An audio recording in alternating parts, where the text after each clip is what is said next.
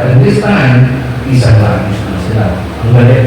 So Genesis 11:3, they said to one another, come on, let's make bricks and bake them. Well, they used bricks instead of stones. They used hard to hold the bricks together. Gusto gumawa building or tower. Gusto gumawa ng isang mataas na gusali or someone. Now, they want to build the tower to escape God's judgment. The people in time of Peleg must build a tower para takasan o gawin labanan ang kalooban ng Yahweh o ng Diyos. Yun ang layunin. Hindi mo ang layunin. Verse 11:4, then they said, come on, let's build a city for ourselves. Let's build a tower that reaches to the sky. We'll make a name for ourselves. They won't be scattered over the earth. Gawa tayo ng pangalan natin. Gawa tayo ng legacy natin. Pag-uwi natin ang langit. Labanan natin ng Diyos. Kaya natin siya lapasan. Hindi natin siya kailangan. Don't need it. We can do this all alone. And that's the main thing that people also feel that it's really leading the people here. Prior to this event, God judged the world with a big flood. As you remember, in the time of Noah, many people was destroyed. The whole earth was destroyed by a big flood because of sin. And when the family of Noah entered the ark, together with 2 pairs of animals, that would happen. It's really a sad story. And in this time of healing, again, it is repeating. Nangyayari ulit kung ano yung nangyayari sa panahon in Noah. Now, we'll make a name for ourselves, then we want to be scattered over the whole earth, and just for they want to glorify humanity, they want to glorify themselves. They want to glorify the things that they do. They want to glorify the talent, skills, and brain knowledge without God.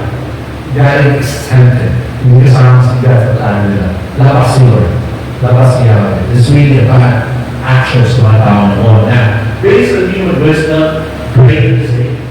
Hey, God, we can manage our lives, we can control our lives. And many people do that at the same time. This generation too. They can do this all alone, they have wealth, they have money, they are healthy, they can do things without God, they don't exist without God.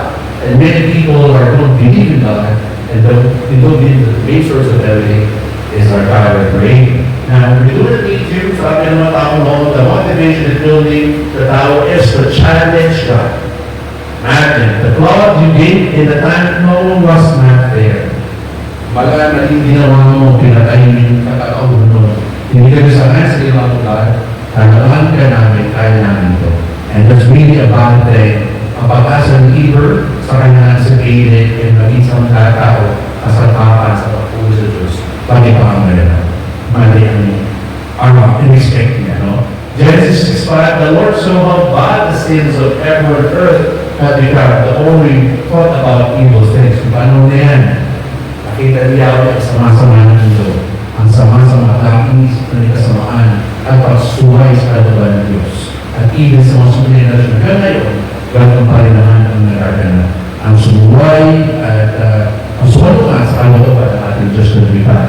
Now, seeing the time of Noah, that is why God destroyed the earth by a big flood. Seeing the time of people created, they challenged God's authority by creating the tower of Babel. Nakakala natin kayo, it's Babel.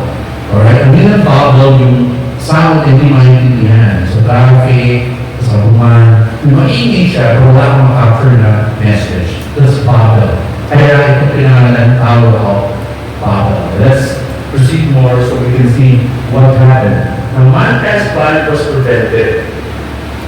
Kung paano sila pinag-address ka ng mga profile niya, gawa tayong tower, papasin natin ang langit, hindi natin yung langit. Labagan natin ang Diyos, kaya natin siya. Hindi natin siya inanin. Malakas tayo. Kaya ng malakas. But then, that's the plan. In Genesis 11:17, come on, let us go down and mix up their language. Then they will not be able to understand one another. So the Lord scattered them from there over the whole earth, and they start building the city. And then, again, sabi, come on, let us go down and mix up their language.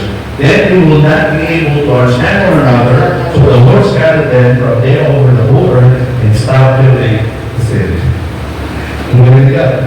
So, ginawa nila, ayun na po, nagkaroon na ng trade. Dito ay magkaibigan. Nagkaroon na ng Irish, Finnish, British, English, lahat na ng language. Iyan po alamat.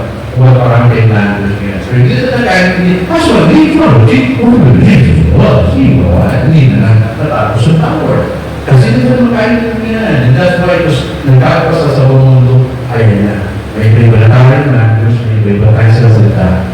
Tagalog, na English, at kung naman pa. So, ito po yung kasaysayan mo.